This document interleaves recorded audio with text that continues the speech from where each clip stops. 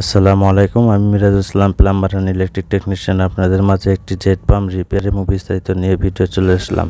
তো শুরু করা যাক। আজকে একটি পাম্প মোটরের বিভিন্ন অংশ দেখাবো।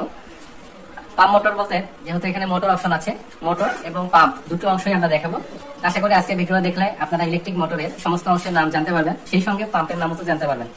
চলো শুরু করি। তো আমরা প্রথমে যেটা দেখতে পাচ্ছি এটা হলো একটা মোটর অংশ আর কি। তো আমরা মোটর অংশগুলো আগে বলি। এখানে দেখেন যে এই যে কয়েলগুলো বসানো আছে, এগুলো হলো স্টেটর অর্থাৎ খাস করা। এখানে স্টেটর আর স্টেটরের মধ্যে রয়েছে কয়েল বা ওয়াইন্ডিং। এই হলো দুটো অংশ, স্টেটর, স্টেটরে আছে কয়েল। একটা মোটরের প্রধান দুটো অংশের মধ্যে একটা স্টেটর আর একটা হলো রোটর। এই যে আমার হাতে এটা হলো রোটর, এটা স্কুরিয়াল কেস টাইপের রোটর। তাহলে আমরা এখানে অংশগুলো দেখেন, এক নম্বর স্টেটর, ওয়াইন্ডিং, রোটর। রোটরের সাথে আছে দেখেন বিয়ারিং, এটা হলো বিয়ারিং মেকানিক্যাল অংশ। এরপরে রোটরটার সাথে লোড যুক্ত থাকে, সেটা হলো শ্যাফট, এই যে লাস্টে দিয়ে শ্যাফট। আর শ্যাফটের সাথে আছে একটা চাবি বা কি, ঠিক আছে। এটা যেহেতু পাম্প মোটরের অংশ, তাই এখানে কিন্তু এটাই লোড হিসেবে বসে, এটা লোড হিসেবে বসে। আর এই যে লগে এখানে চাবি থাকে, যেমন এখানে চাবি আছে, এই যে চাবিটা, এটা দিয়ে যখন এখানে বসানো হয় এটা আটকে যাবে।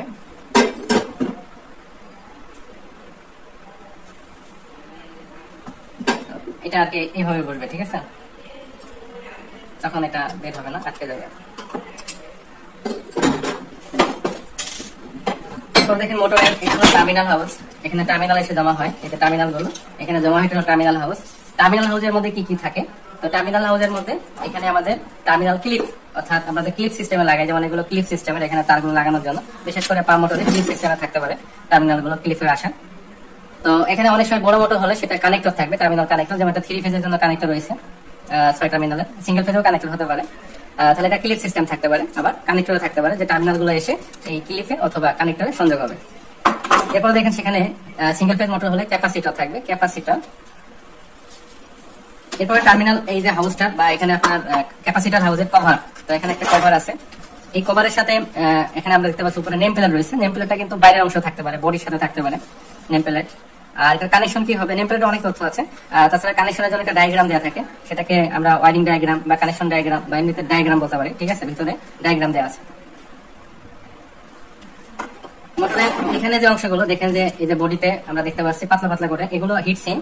এটা হলো মোটরের ঠান্ডা করার জন্য ব্যবহার করা হয়, অর্থাৎ গরম হলে সেটা তাপটা বাইরে ছড়িয়ে দেয়, এটা হিট সিঙ্ক। আর এই টোটাল অংশগুলো এগুলো হলো একটা ফ্রেম বা বডি। এছাড়া মোটরের জন্য রয়েছে এই যেটা আমাদের শ্যাফটের বিপরীত সাইডে বসবে একটা cooling fan, cooling fan. Cooling ফ্যানের জন্য আবার ফ্যানের কভার আছে, ফ্যানের কভার বসবে। তো দেখেন এটা ফ্যান কভার, যে এটা এই যে কভারটা বা কুলিং ফ্যানটা এই কভারের মধ্যে থাকবে, ফ্যান কভার, এগুলো এই টাইপের হতে পারে। এরপরে মোটরটা বসার জন্য মোটর একটা ফুট পাম্প থাকে, মোটর বসার জন্য।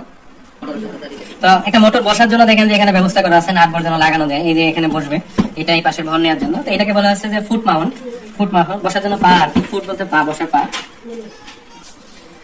এখন দেখেন যে এটা যখন ফিটিং হবে তখন এই কভারটা আটকানোর জন্য এক পাশে কভার রয়েছে। এই পাশে হলো ফ্রন্ট, এটা হলো ব্যাক কভার, যে সাইডটা পিছনের পাশে থাকবে এটা কুলিং ফ্যানের সাইডে থাকে, এটা হলো ব্যাক কভার। আর এদিকে থাকবে হলো ফ্রন্ট কভার। তো এটা পাম্পের সাথে থাকবে বলতে এটা হলো অ্যাটাচড, অর্থাৎ এখানে পাম্পের অংশ যোগ হচ্ছে আর মোটরের অংশ যোগ হচ্ছে। তো মোটরের জন্য হলে এটাকে আমরা এটা ফ্রন্ট কভার বলবো, যেহেতু এটা লোড সাইডে থাকছে, এই আর কি। তাহলে আমরা এই মুহূর্তে মোটরের বিভিন্ন অংশগুলোর নাম বললাম। আর যদি বড় বড় মোটর হয়, সেই বড় বড় মোটরের জন্য এটা ধরে নেওয়ার জন্য একটা লিফটিং আই বা আই বোল্ট থাকে। এটা হলো আই বোল্ট, এটা আই বোল্ট বা লিফটিং আই, ঠিক আছে। এটা হলো বড় বড় মোটরে থাকবে, যেটা আমরা ধরে মোটরটা উঁচু করতে পারবো বা দড়িতে বাঁধতে পারবো, ঠিক আছে। আর প্রত্যেকটা মোটর সেটিং এর জন্য কিন্তু নাট বোল্ট প্রয়োজন, যেমন এখানে দেখেন যেটা বোল্ট লাগানো আছে, এখানে এই যে বোল্ট গুলো আছে, নাট বোল্ট রয়েছে। এছাড়া নাট বোল্ট লাগাতে গেলে ওয়াশার প্রয়োজন পড়ে। এবার আমরা পাম্পের বিভিন্ন অংশ চিনবো। তো একটা পাম্পের প্রধান বা মেইন অংশ হলো ইম্পেলার। তো ইম্পেলারটাই পানিতে ফোর্স তৈরি করে, সেটা পানিকে গতিশীল করে এবং পানিকে নির্দিষ্ট দিকে প্রেরণ করে, এটা হলো ইম্পেলার বা পাম্প বেলেট অনেকে বলে, ইম্পেলার। তো দেখেন এটা হলো ওয়াটার সেল, এই যে দুটি অংশ মিলে হলো ওয়াটার সেল। তো ওয়াটার সেলের কাজ হলো পানিটা যেন পাম্পের বাইরে বের না হয়ে আসে, সেই জন্য আর কি মোটর থেকে যখন এই ইম্পেলারটা লাগবে, মোটর থেকে লাগবে, তখন এই দুটো অংশের মধ্যে প্রোটেকশন করবে ওয়াটার সেল, যাতে পানিটা মোটর সাইডে না আসে আর কি। তো এটা দেখেন যে এটা হলো সেল হোল্ডার। তো এখানে অলরেডি সেলের একটা অংশ বসানো রয়েছে, এটা হলো এই যে মেকানিক্যাল সেল, এই সেলটার নাম হলো ওয়াটার সেল বা মেকানিক্যাল সেল, দুটি নাম হতে পারে। এটা বিভিন্ন সাইজের হয়, সাধারণত এক ঘোড়া মোটরে 14 সাইজের এটা বসে, ঠিক আছে। তাহলে এই মেকানিক্যাল সেল এখানে বসে, যেমন এখানে এই অংশটা বসতেছে, বসে এটা যেহেতু এটা ধরে রাখে বসে, সেজন্য এটার নাম হলো সেল হোল্ডার, ঠিক আছে। তো এটা দেখেন যে আমাদের এখানে যখন আমরা বসাবো, এটা হলো পাম্প সাপোর্ট, এই অংশটার নাম হলো পাম্প সাপোর্ট। তো এটা একটা সাইড বসতে হলো আমাদের মোটরের জন্য, যেমন এই সাইডটা মোটরের জন্য বসতেছে, আর এই সাইডটা আমাদের এটা বসবে। এটা যখন বসবে দেখেন যে এইভাবে বসতেছে। তো এটা তাহলে আমরা পাম্প সাপোর্ট ছিলাম। এরপর দেখেন এটা হলো ডিপোজিট সেট। তো ডিপোজিট সেট, তো এই ডিপোজিট সেটটা এখানে ডিপোজিট করা মানে জমা করা আসলে। তো এখানে পানিটা জমা থাকে। তো এটা একটা পাম্পের যে বডি বা ফ্রেম বা কভার, তো পাম্পের বডি হলো এটা। এই পাম্পের বডিতে ডিপোজিট সেটটা বসবে। দেখেন এখানে বসার জন্য এই যে ছিদ্রগুলো আছে, তো এই যে ছিদ্রটা, এটা কিন্তু এটা হলো পানি আসবে অর্থাৎ এটা ইনলেট, এটা ইনলেট, পানি প্রবেশ করবে, আর এই পথে পানিটা বের হবে, এটা হলো আউটলেট।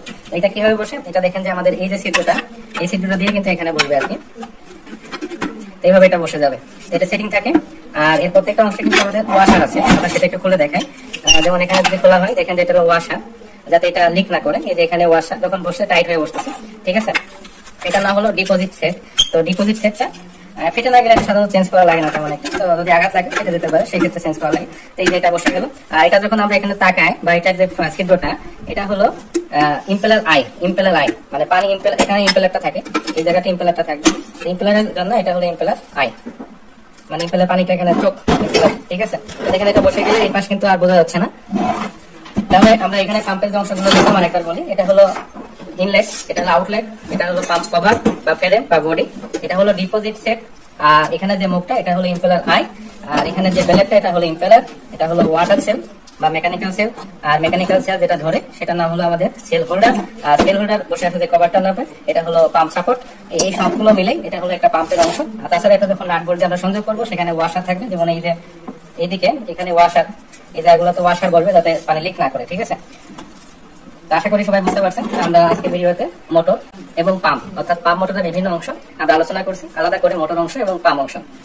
সবাইকে ভিডিওটি দেখার জন্য ধন্যবাদ। আমাদের এই ভিডিও যদি ভালো লাগে, এই ধরনের ভিডিও পাওয়ার জন্য চ্যানেলটি সাবস্ক্রাইব